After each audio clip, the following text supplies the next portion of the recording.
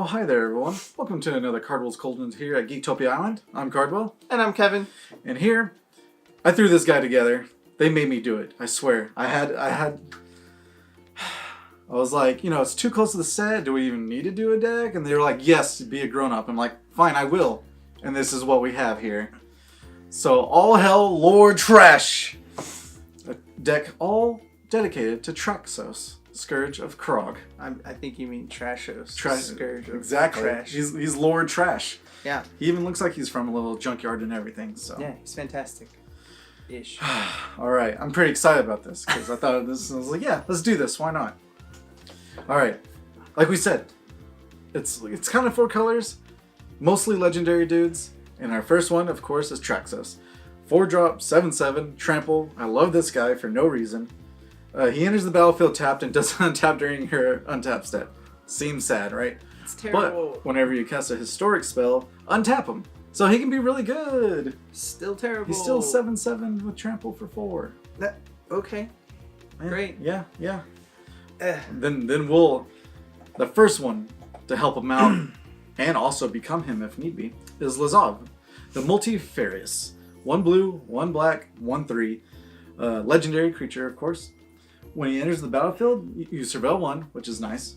And then you pay X and Lazav becomes a copy of any creature target creature that's in a graveyard. And the name is changed to Lazav. So any of the historic legendary dudes we have in the graveyard or on play, there's no legendary rule because he's still himself. I mean, this dude is awesome. Yeah, this guy's awesome. Trashos, not so much. I mean, he can become a Traxos, swing, then become something else, and then you're good, and then he untaps. Or just don't. Oh, whatever. Yeah. Next dude we got is Plaguecrafter. It's 3 mana for a 3/2 human shaman. He is in the battlefield. Each player sacrifices a creature or planeswalker. Each player who can't discards a card. Guys, extremely good in all cases, in all forms of magic. Yeah. But, of course, I went super silly with this deck, and I was like, oh, wait, I kind of have to make it where I can actually win, maybe? So Plaguecrafter definitely helps. Yeah. But one that also is historic is Jhoira, the Weatherlight Captain. 2 blue, red. It's a 3/3 legendary creature. Whenever you cast a historic spell, draw a card. So you're untapping a big dude, and you're drawing cards. Yep. Pretty good. Seems good. Next up to help us is Raff, Capashen, the ship's mage. 2 and a blue and a white. He's a legendary creature, 3/3 with flash and flying. And when you may cast historic spells as though they had flash. Oh yeah.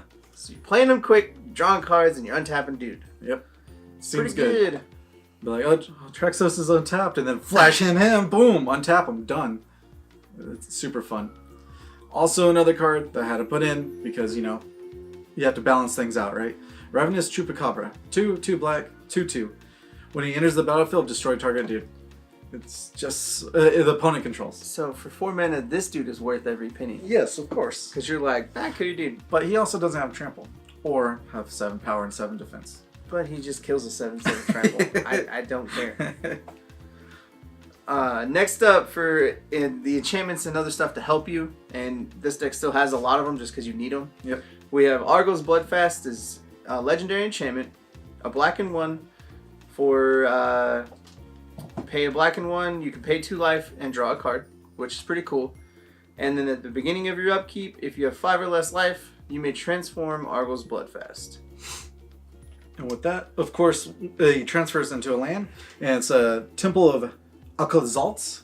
Yeah, Aklazalts? As I didn't even actually really look at it, to be honest. But you tap, add a black mana pool, or you can sacrifice a creature. You gain life equal to the sacrificed creature's toughness. So you can gain 7 if need be. Yeah, you can gain some life with it if it flips over, but it has to. This card's mostly there for drawing cards, and I really didn't like this card when it first came out. The more I've played it, the more I'm like, this card's a lot better than I gave it credit for. Yep. But it's there just to help you draw some stuff. And something very silly, but very fun, is Blackblade Reforged. It's a 2-drop legendary artifact, so it hits historic twice, pretty much. Equipped creature gets +1/+1 for each land that you control. Doesn't have to be basic, it's just a land. And we're just going to read the top part. It says equip legendary creature for 3 instead of 7. Yeah, and otherwise it equips for 7. So you literally play Traxos, then play this on turn 5, casting 2, and then 3, equipping it, and swinging for, what is it, 12? I mean, Yeah, it's 12. That's a little better. At least. I mean, kind of. Kind of. All right, next up is a card that we both love for it being terrible and amazing at the same time. Yep. And it is Helm of the Host. It's 4 mana artifact, legendary equipment. At the beginning of combat on your turn, create a token that's a copy of equipped creature, except that token isn't legendary if equipped to a legendary. That token gains haste, and it equips for 5. Yep. So essentially, you put this on your Traxos, and you get multiple of them, or you put it on your Raff Capashen or your Jhoira to draw lots of cards. Yeah. And you just go to town, because that token will get haste regardless of what happens to it, or if it's anything else. Yeah, exactly. Or a Plaguecrafter every turn, just like sack a dude, discard a card. It's just really good. Or putting it on a Chupacabra and being like, that dude dies. Yeah. That dude dies. And that next one dies. It's pretty cute. And of course, the roundabout, because we're just throwing what we can, is Karn, Scion of Urza. 4-drop, 5 loyalty counters. The +1, reveal the top 2 cards of the library. Your opponent chooses one. One gets a silver counter and one goes into your hand. You -1, you get a card with a silver counter on it. And then if you -2, then you get an artifact creature that has XX equal to its, how many artifacts you control. Which, with Traxos, the Blade, Helm, and the dudes themselves, you can even put a Helm on one of the tokens and just go like that. Just make lots of them. Just make lots of them. So I like it should be fun. It's pretty cute. Next up is Phyrexian Scriptures. 4 mana for a Saga, which this also untaps your Traxos and triggers all the historic, because it is a historic spell. As it enters and after you draw a step, add a lore counter, sacrifice it after 3. Mm-hmm. But first off, you put a 1/1 counter on up to 1 target creature. That creature becomes an artifact in addition to the other types. At stage 2, destroy all non-artifact creatures. And at stage 3, exile all cards from all opponents' graveyards. Like, I just wanted something that can actually kind of just board wipe if you need to, and with Traxos being the middleman in there.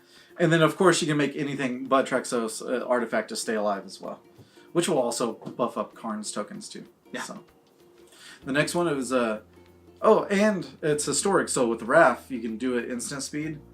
So end of their turn, boom, put a counter on something. Cute. And then on your turn, it wipes the board, stuff like that. That's cute. This next, because it reminded me with Time of Ice, which is another saga here, because it's also historic. 4-drop, so 3 and 1 blue, comes into play. First lore is tap target opponent controls. It doesn't untap during its untap phase, as long as Time of Ice is in play. Second lore does the same thing. Third lore is return all tap creatures to their owner's hands. So like, if you can do this instant speed too, which is really good, just tap dudes like that. And then bounce them. And bounce them. And it's historic. Next up is the Weatherlight itself. Yep. So, legendary artifact vehicle. It's 4 mana for a 4/5 flyer. When it deals combat damage to a player, look at the top 5 cards of your library. You may reveal a historic card among them and put it in your hand. Put the rest on the bottom of your library in a random order. And it can crew for 3. To be honest, I'm starting to think, like, when I put this in the deck, I was like, maybe I should pick these up. Because, like, with the next set coming in here and a lot of legendary, like, dudes, like, it could be possible. It could be pretty awesome lately. It could be pretty awesome. I like it. But we'll see. And, of course, to round out the whole deck is the Eldest Reborn. Because I think it's one of the strongest kill cards out there ever. Like, as long as you have early interaction a little bit against haste dudes, this will stop control. It'll stop Jeskai, Drakes, or just Drakes in general, and then Mizzet, get it out of here. Like, it's insanely strong. And Golgari, too. Yeah, it does a lot. What does it do? Oh, yeah, of course. Let me go ahead. I've just known this card so much. It's a 4 and 1 black, so 5. Comes into play. Each opponent sacrifices a creature or planeswalker. That's what makes it great. Super amazing. Each opponent discards a card as its second saga. Super good. The third saga, put target creature or planeswalker from a graveyard onto the field under your control. So their graveyard, your graveyard, done. Yeah, so you kill their Teferi and you steal it. So many times I've been able to do that, and you're just like, cool, now I'm going to be doing what you did. Exactly. Thanks. Untap my lands, do some things. So into their turn, you Raff. And then on their next turn, when they play Teferi turn 5, you're like, Eldest Reborn, before you untap your lands. Suck it. Sack that thing. Pretty much. Yeah.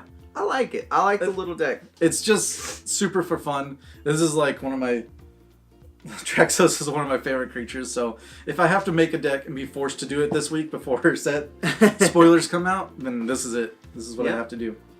But the lands, they're a little crazy. They're just but everywhere. you gotta bear with us. Yeah, bear with us. You need them because you gotta pay for all the colors in this deck. So we got 4 Dragonskull Summits, which is the red-black buddy land. We got 4 Drowned Catacombs, which is the blue-black buddy land. We got 2 Glacial Fortresses, which is the blue-white buddy land. 2 Isolated Chapels, which is the black-white buddy land. We got an island, a mountain, a plains, And a swamp. and a swamp. We have 1 Sacred Foundry, which is the red-white shock land. 2 Steam Vents, which is the blue-red shock land. 1 Sulfur Falls, which is the red-blue shock land. And watery graves to fill it out, which is the blue-black shock land. Yeah, as you can tell, most of it's just black-blue, but with Raff and Jorah having 1 red, 1 white, it's kind of rough. I'm sure there is another land I can't think of right now that probably will fix it. You know, like Evolving Wilds.